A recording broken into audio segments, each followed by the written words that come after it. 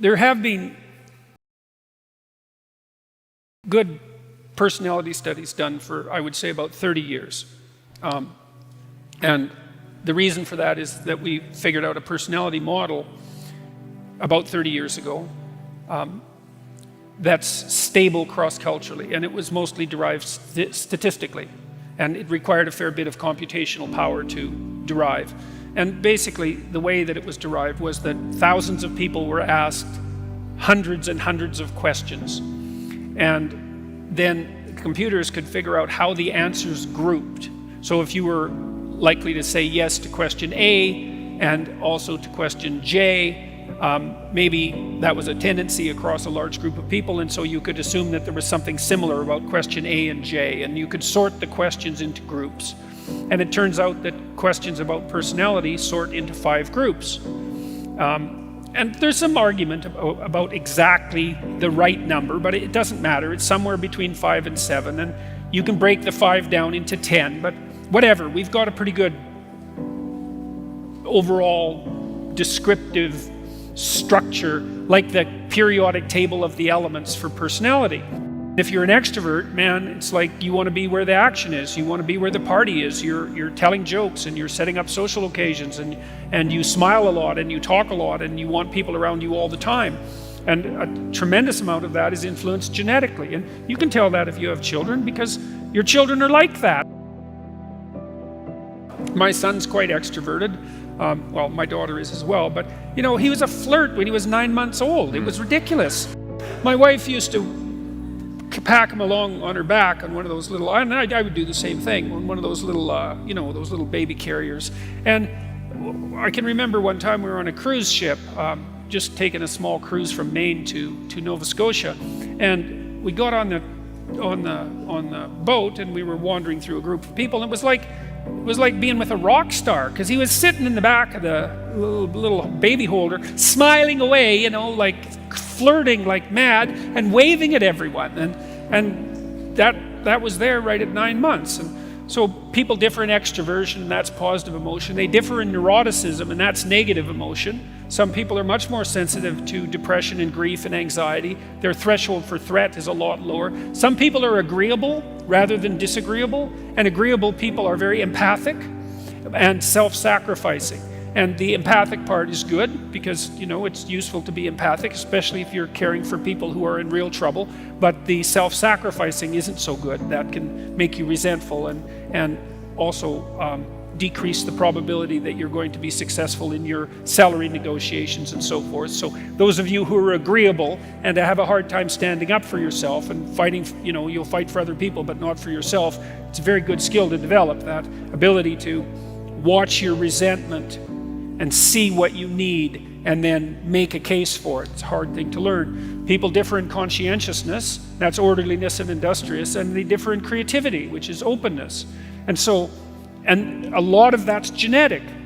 It's there to begin with. Now you can move that with the environment, you know, but you know, you have a character. It's there.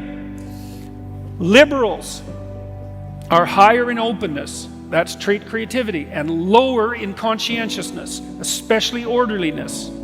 And that seems to be because they believe, or their let's say their niche is an informational niche. They believe that the free flow of information is worth the risk. So that'd be the free flow of people across borders, the free flow of ideas across borders, the free flow of concepts across categories. They'd rather that the borders were permeable.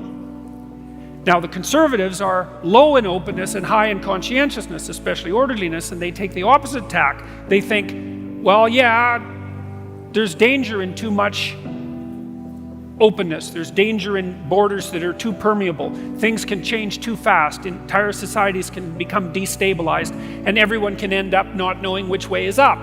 And the thing is that both of those attitudes are correct. It depends on the time. You know, sometimes things are changing so fast that everybody's knocked off their feet and things are falling apart. And sometimes things are so rigid that there isn't any new water flowing, and and everything's ground to a halt. You see that in corporations very often, where they get ossified and then they collapse. You know, the average Fortune 500 company only lasts, I think now it's only 24 years, and the duration of their occupation of the top Fortune 500 space is getting shorter and shorter every year. You need liberals because now and then the right thing to do is to come up with something new. And you need conservatives because now and then the right thing to do is to do what everybody has always done. So, you know, Silicon Valley tends to be liberal. Everyone knows that. And the reason for that is that there's a tremendous number of entrepreneurs there. And entrepreneurs tend to be high in openness and lower in conscientiousness. So they're creative, but they're also willing to break rules, you know, which you kind of have to do. Hopefully not to a criminal extent. Well, you know, it's tricky when you're trying to establish something new, because look at a company like Uber. You know, they had to bend the rules to be successful. And those companies that have rented those scooters out and put them on the streets everywhere, you know, they just kind of went ahead and did it. It's not something an orderly person would do because they'd ask for permission, whereas the people who started these scooter rental companies just said, well, what'll happen if we put them everywhere? And the answer was, that seemed to work. But you have to have a rule-breaking proclivity in order to manage that. But the thing is, if you're an entrepreneur, you need conservative people, because once you've figured out how to do something, and then you want to run it algorithmically, you know, you want to run it by the rules, well, then it's the conservative types that are going to be really good at doing that and making sure that the I's are dotted and the T's are crossed, and show up for work on time and have stable marriages and be reliable. And their problem is it's easy for them to get stuck in a rut. So attend to the person you're listening to as if they might know something you don't. It's like, I really find it interesting to talk to people whose political opinions differ from mine. And for me, that's mostly meant talking to really strong conservatives, because I would say temperamentally I tilt in the liberal direction, although it's very interesting to talk to people who don't share your political views if you listen to them, because they'll tell you all sorts of things about why they think that you just don't understand. And it's not that they're wrong, it's that sometimes they're wrong and sometimes they're right. And the whole point of free speech, as far as I can tell, the deep point of free speech is that, you know, it's all as if we're riding on the back of a giant snake, and it's twisting and turning all the time, and we're trying to figure out how to stay in the center so that we don't fall off the sides, you know.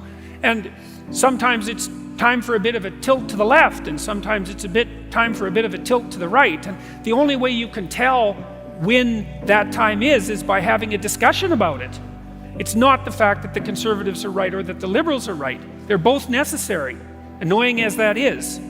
I think there are times when there are objective facts that present themselves in the political sphere, but most of the time political discussion is more like marital negotiation. You know, and it's right when it works in the world. That would be the first thing. Like, let's say you have a plan and you implement the plan, and the plan turns out the way that you expected it to. It's a pragmatic definition of truth. Okay, that plan,